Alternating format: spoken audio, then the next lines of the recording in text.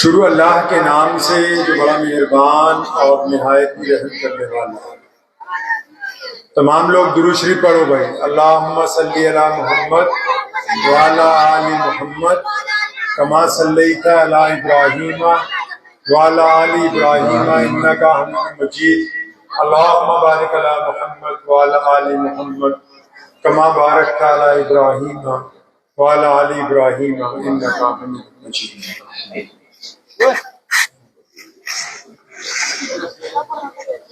نبی اب نہ آئیں گے ذلی بروزی، نہ رنگ سرخ نہ رنگ فیروزی، نبوت کا دعویٰ کرے گا جو موذی، یہ ڈھنگ ہو گے اس کے کمانے کے روزی۔ نہ ختم نبوت پہ ہو جس کا ایمان، ہے فاسق و فاجر مجسم شیطان۔ ہمارے مفتی صاحب آپ حضرات سے ختم نبوت صلی اللہ علیہ وسلم کے عنوان سے گفتگو کر رہے تھے۔ اس کی میں بنیادی وجہ بس آپ کو بتا کے مختصر سے لفظوں میں اپنی بات ختم کروں گا، کیونکہ مہمان علماء کرام تشریف لائے ہوئے ہیں، وہ آپ سے تفصیلاً گفتگو جلسے کی آج کی کریں گے۔ بنیادی بات سمجھیں بھی، ختم نبوت کے خلاف سازش ہوتی کیوں ہے؟ پوری کائنات میں جب محمد رسول اللہ صلی اللہ علیہ وسلم کا دین پھیل گیا اور تیزی سے ہر رنگ اور نسل کے لوگوں میں دین داخل ہو گیا، تو اسلام دشمن طاقتوں کو یہ فکر ہوئی کہ اس دین کو روکا کیسے جائے۔ تو کبھی انہوں نے نماز کے خلاف سازش کی، کبھی مسلک بنائے، کبھی خانہ کعبہ کے خلاف کچھ کہا، لیکن کوئی بھی بات اثر انداز نہیں ہوئی۔ بالآخر انہوں نے اس بات کی تحقیق کروائی، ریسرچ کروائی پوری دنیا میں کہ مسلمان جو ہیں وہ الگ الگ ذات برادریاں مسلک میں ہونے کے باوجود اسلام میں اتنی پختگی کے ساتھ آگے کیسے بڑھ رہے ہیں۔ تو اس ریسرچ میں پتہ لگا کہ یہ جو بھی مسلمان ہیں پوری کائنات میں، یہ خواہ دیوبندی ہوں، بریلوی ہوں، انصاری ہوں، پٹھان ہوں، میر ہوں، جعفر ہوں، یہ تمام کے تمام محمد الرسول اللہ صلی اللہ علیہ وسلم کے وفادار ہیں۔ اب یہ جو رسول اللہ سے وفاداری ہے، اس وفاداری میں سیندھ لگانے کے لیے کبھی مسلمہ کذاب کھڑا ہوا، کبھی مرزا غلام قادیانی کھڑا ہوا، کبھی کوئی چھوٹے موٹے آج کل جو ڈپلیکیٹ نبی بن جاتے ہیں وہ کھڑے ہوئے۔ مقصد یہ ہے کیونکہ پورے ایمان کا دار و مدار کسی نے کہا ہے نا کہ نماز اچھی ہے، روزہ اچھا ہے، حج اچھا ہے، زکوٰۃ اچھی ہے، مگر میں باوجود اس کے مسلمان ہو نہیں سکتا۔ نہ جب تک کٹ مروں میں خواجہ بطحا کی حرمت پر خدا شاہد ہے کہ کامل میرا ایمان۔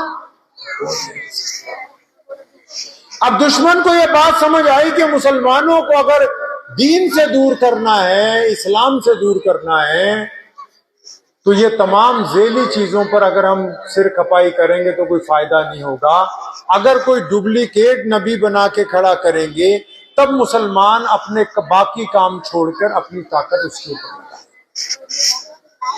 اسی کام کے لیے انگریز نے جب بھارت میں اس کی حکومت تھی، اس نے اپنی حکومت کو مضبوط کرنے کے لیے، مسلمانوں کو جنگ آزادی کی لڑائی سے ہٹانے کے لیے مرزا غلام قادیانی کو جھوٹا نبی بنا کے پیش کیا۔ اس بات کو بڑے ٹھنڈے دماغ سے سمجھ لیجئے کہ محمد الرسول اللہ ہیں، یعنی کوئی بھی بندہ دنیا کا جو ایمان والا ہے، کلمہ لا الہ الا اللہ محمد الرسول اللہ صلی اللہ علیہ وسلم پڑھتا ہے، اگر وہ رسول اللہ کا وفادار ہے تب وہ مسلمان ہے۔ اگر رسول اللہ ہے تو کعبہ ہے، رسول اللہ ہے تو قرآن ہے، رسول اللہ ہے تو مسجد ہے، اگر نبی علیہ الصلوۃ والسلام سے نعوذ باللہ تعلق ٹوٹ گیا تو پھر تمام اعمال برباد ہو جائیں گے۔ تو یہ نازک مسئلہ ہے۔ دو چھوٹے سے واقعات سناتا ہوں، ایک حضرت عمر فاروق رضی اللہ تعالیٰ عنہ کا، ایک اپنے والد صاحب رحمۃ اللہ علیہ کا، پھر اپنی بات ختم کرتا ہوں۔ حضرت ابوبکر صدیق کی حکومت تھی اور مسلمانوں کی فوجیں بڑی تیزی سے آگے بڑھ رہی تھی، روزانہ 2-4 شہر میں فتح ہو رہے۔ اچانک اطلاع ملی کہ جو مسلمانوں کا جرنیل ہے خالد بن ولید رضی اللہ تعالیٰ عنہ، دھیان سے سنیے گا اس واقعے کو، کہ جی انہوں نے ایک مسلمان کا قتل کر دیا۔ اب حضرت عمر رضی اللہ تعالیٰ عنہ بڑے جلالی تھے، حضرت ابوبکر کو کہا کہ اس کو بلا، خالد کو واپس پیچھے محاذ سے، سزا دیں گے ہم۔ کہ کیسے قتل کر دیا ایک ایمان والے کا؟ حضرت ابوبکر صدیق نے آرڈر بھیج دیا کہ ہر اول دستے کا جو جرنیل ہے خالد بن ولید، جن کو رسول اللہ نے کہا کہ یہ اللہ کی تلوار ہے، جو محمد رسول اللہ کے چہیتے صحابی ہیں، ان کے نام گرفتاری کا وارنٹ جاری ہو گیا کہ واپس آؤ، مدینے آؤ، حاضر ہو، عدالت میں پیش ہو جاؤ۔ اب جب دربارے امیر المومنین سیدنا صدیق اکبر میں پہنچے تو پہلے سے عمر فاروق ٹکر گئے رستے میں ہی۔ جلالی تو تھے ہی، اللہ کے محبوب ہیں۔ سیدنا عمر رضی اللہ تعالیٰ عنہ، نبی علیہ السلام نے فرمایا نا کہ میرے بعد اگر کوئی نبی ہو سکتا تھا تو کون ہوتا؟ عمر بن خطاب۔ جلالی تو تھے ہی رستے میں، جب حضرت ابوبکر صدیق کے پاس بھی نہیں پہنچے، خالد بن ولید رستے میں روک لیا، خالد تو نے فلاں ایمان والے کی گردن مار دی اس دن؟ فرمایا ہاں عمر بن خطاب، میں نے ماری اس کی گردن۔ فرمایا کیوں ماری؟ وجہ بیان کر۔ فرمایا وہ ایک دن پہلے آیا، ہم نے اس سے زکوٰۃ کا معاملہ طے کیا، اس نے ہمیں کہا کہ ہمارے نبی علیہ الصلوۃ والسلام نے زکوٰۃ دینے کے لیے حکم جاری کیا ہے، ہم اس کے منکر نہیں ہو سکتے۔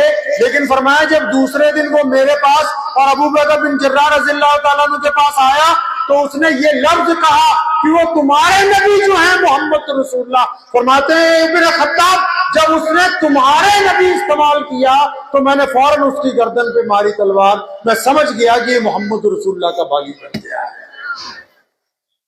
اب وہی عمر بن خطاب جو خالد بن ولید کو سزا دینا چاہتے تھے نا، زور سے جپی ڈال کے ان کا ماتھا چومنے لگے۔ فرمایا بالکل ٹھیک کیا، ایک ایمان والا بھی ہو اور محمد رسول اللہ کا قطار بن جائے۔